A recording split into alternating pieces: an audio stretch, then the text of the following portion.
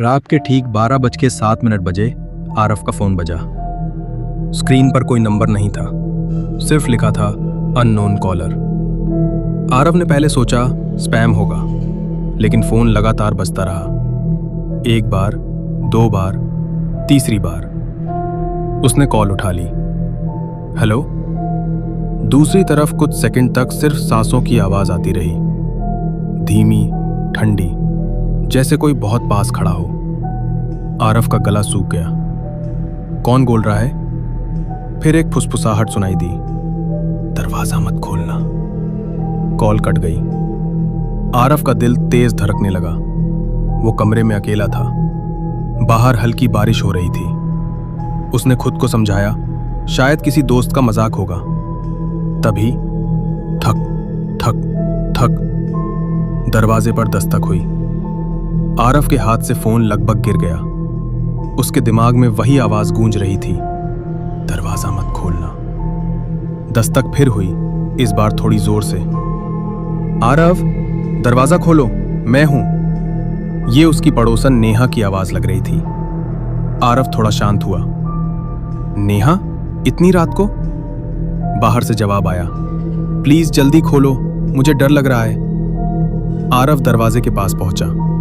हाथ कुंडी पर गया, लेकिन तभी उसका फोन फिर बज उठा। वही अननोन कॉलर। उसने कांपते हाथों से कॉल रिसीव की। फुसफुसाहट फिर आई, अगर जिंदा रहना है दरवाजा मत खोलना। बाहर नेहा नहीं है। आरफ की सांस रुक गई। कौन हो तुम? धीमी हंसी सुनाई दी। मैं अंदर हूं। कॉल कट गई। आरफ जम गया। अंदर?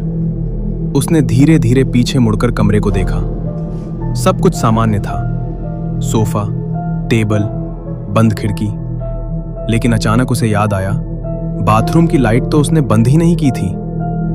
दरवाजे के नीचे से हल्की पीली रोशनी बाहर आ रही थी। बाहर से फिर आवाज आई, आरव प्लीज खोलो ना। अब आवाज थोड़ी अजीब लग रही थी, जैसे कोई नेहा की आवाज कॉपी कर रहा हो। आरव के पैरों में जैसे जान ही नहीं रही। फोन उसके हाथ में कांप रहा था। तभी बाथरूम के अंदर से भी वही आवाज आई, आरव दरवाजा खोलो। अब आवाज दो जगह से आ रही थी, एक बाहर, एक अंदर। आरव की आंखों में डर जम गया। उसे समझ आ गया, जो भी है वो इंसान नहीं है। उसने धीरे धीरे पीछे हटना शुरू किया। फोन पर 100 डायल करने ही वाला था कि बाथरूम का हैंडल अपने आप हिलने लगा। चर। दरवाजा आधा खुला। अंदर घना अंधेरा था, जबकि लाइट तो जल रही थी।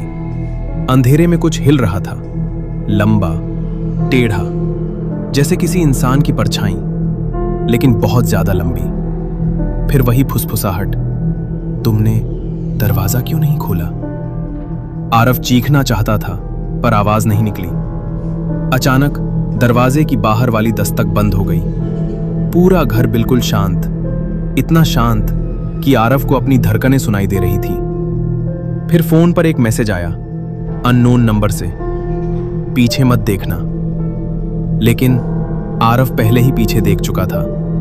उसके ठीक पीछे सोफे के पास नेहा खड़ी थी, भीगी हुई, सिर झुका हुआ, चेहरा दिखाई नहीं दे रहा था।